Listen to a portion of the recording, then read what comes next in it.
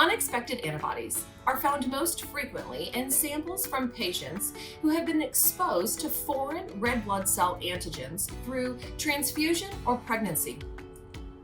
Some red blood cell antibodies are of clinical significance because they can cause a decreased red blood cell survival. Detection of these antibodies prior to transfusion is critical to patient safety. Perform Panoscreen is manufactured as a 2-cell and 3-cell set of Group O red blood cells. The antigens for which these donors have been typed are displayed on the master list accompanying each lot. On the reverse of this master list are supplemental antigen typings that will be helpful in antibody identification. More on this later. Panoscreen 3 is manufactured for labs concerned with the optimal detection of antibodies exhibiting dosage. I'll now demonstrate manual tube antibody screen testing. First, we'll start by adding 2 drops of donor or patient serum or plasma to each of the 3 tubes.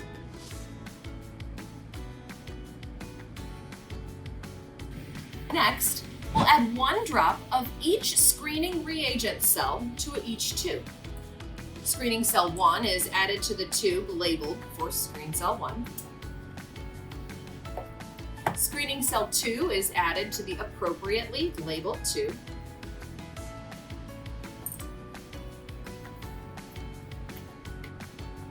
And screening cell 3 is added to the last tube.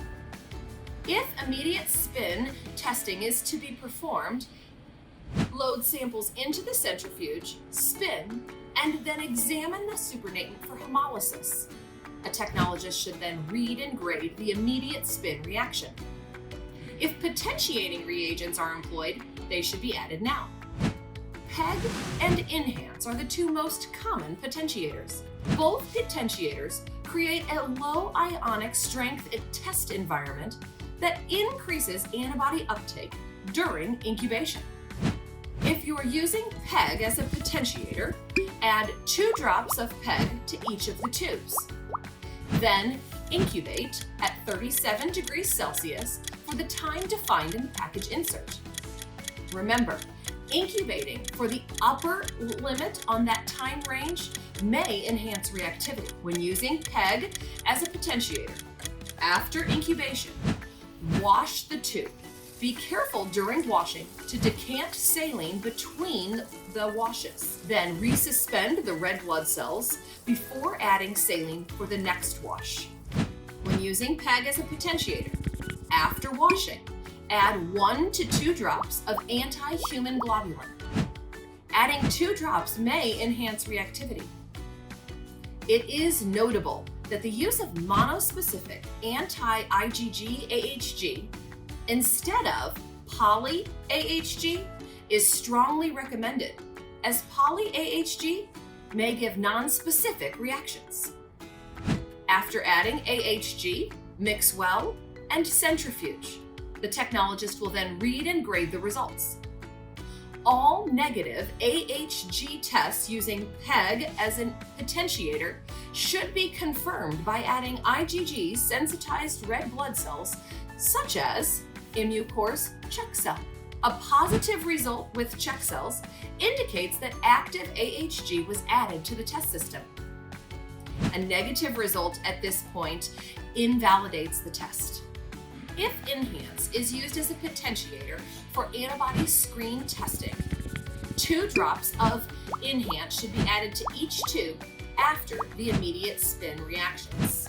Then the tube should be placed in an incubator and incubated at 37 degrees Celsius for the time defined in the package insert.